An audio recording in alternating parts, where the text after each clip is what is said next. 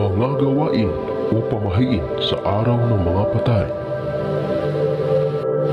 Nagkaugalian na nating mga Pilipino na sa tuwing araw ng mga patay ay nagkakaroon tayo ng kaunting handa para sa ating mga mahal sa buhay na matagal nang namaalam sa mundong ibabaw.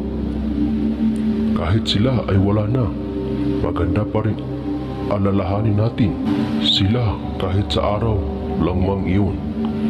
Mga bagay na dapat gawin sa araw ng mga patay. Una, mag-alay ng mga paboritong pagkain sa mga taong mahal mo sa araw ng mga patay at magtirik ng kandila sa harap ng altar bilang pag-alala sa ating mga mahal sa buhay na yumao na. At huwag kalimutang magdasal patungkol sa kanila para kahit wala na sila ay maipakita mo pa rin na mahal at mahalaga sila sa iyo. Pangalawa, pwede kang magpabasbas o magpamisa sa pari para naman matahimik ang mga kaluluwa ng ating mga mahal sa buhay na yumao na.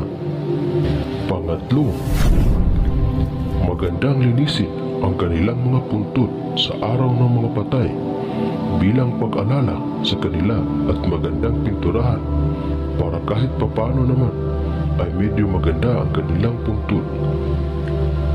Para kahit wala na sila ay alam pa rin nila na mahalaga sila sa iyo.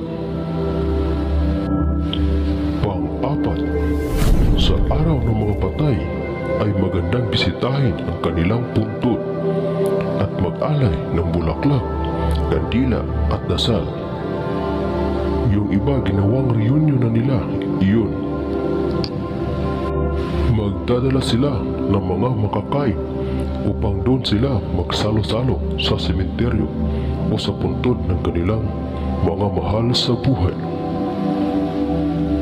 At ang panghuli ay paggaling sa sementeryo, dapat magpausok o maglagay ng abo sa pintuan at tapakan ito bago pumasok sa mga bahay para maiwasan ang mga malas o mga negatibo.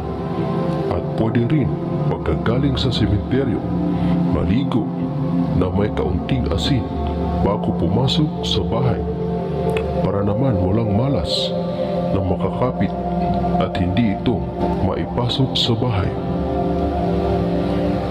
Hanggang dito na lamang po. Happy Halloween sa ating lahat.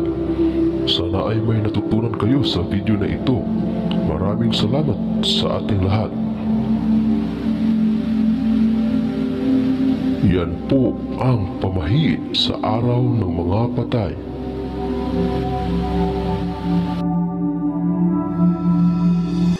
Hanggang dito na lamang ang ating kaalaman para sa araw na ito. Muli, maraming salamat sa inyong walang sawang panonood. God bless us all.